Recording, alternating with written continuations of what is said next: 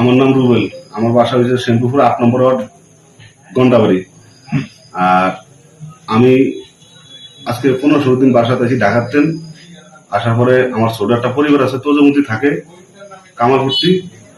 কালকে রাইতে আমার ফোন দিয়েছে, তুমি একটু বাসা থাও। আমার ওর ভিতরে যে কি আছে আমি তা জানি না। আমি বাসাতে গেছি, যাওয়ার পরে ফরিদ আর রাসেল ছিল, কিন্তু অগলাগে আরো লোক ছিল 5-6 জন। 5-6 জন পরে আমি যাওয়ার পরে ভাত করে খাইতে বসি, ভাত খাইতেও জানি আমার খালি 8টা দোয়ে আমার কথা হচ্ছে ছাড়ে আমার মাইল স্টার মারার লগে আমার বলতে তোর বউ ভাত খেবো না, তুই 4 লাখ টাকা এখন এই মুহূর্তে এনে দিবি। আমি বলছি এত টাকা সম্ভব না আনাটা, আমার কাল সকাল পর্যন্ত টাইম দেন, আমার পরিবার আসুক, তাহলে আমার গাইডেন একজন আসুক, বা কোনো গাইডেন না তুই এই রাতে টাকা এনে দিতে। আমি এই রাতে টাকা এনে দিতাম না। যখন আমি না কই তখন আমার এসএসসি ভাবতে বাড়ি দিতেছে, হাতুরকে বাড়ি দেয়, রানে বাড়ি দিতেছে। মানে আবার এই চেয়ারের ভিতরে আমার এরকম চোখ ঘুটালে এরকম খামুচ দিছে। মানে ওগুলো টাকা রাইতে ভিতরে দিতে হইব। যাকে এরকম কথা হতে মনে হয় রাত 2টা পর্যন্ত আমাদের তফসিল করছে, মায়ের বন্ধ নেই, টাকাও পাইতেছে না। এটির পরে সকাল যখন হয়েছে তখন আমার পরিবারের ফোন দিছি। আমি ফোন দেওয়ানোর সাথে সাথে কথা আবার আমার আনুর বাড়ি একমাত্র 2 জন মিলে ফরিদার রাসেল বাড়ি দেওয়ার পর আমার চিক করে শুনে আমার পরিবার কি হলো, একলা আয়া বললো। আসার পরে আমার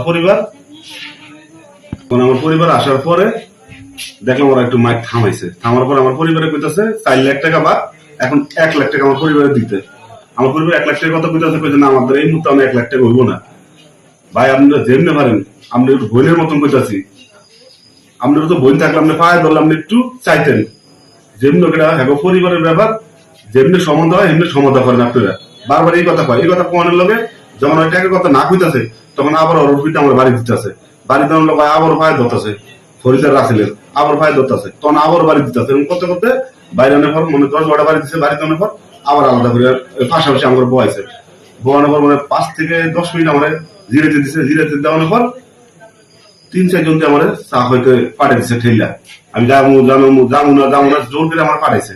পাঠানোর পর মনে পড়ে আমি ওখান থেকে 45 মিনিটের পরে আমি আইছি। আসার মধ্যে গেট এটাও লাগাই না, ওটাও লাগাই না। গেট আমি বাড়ি দিচ্ছি, গেট খোলে না। মানে 4-5 মিনিট হয়ে গেছে।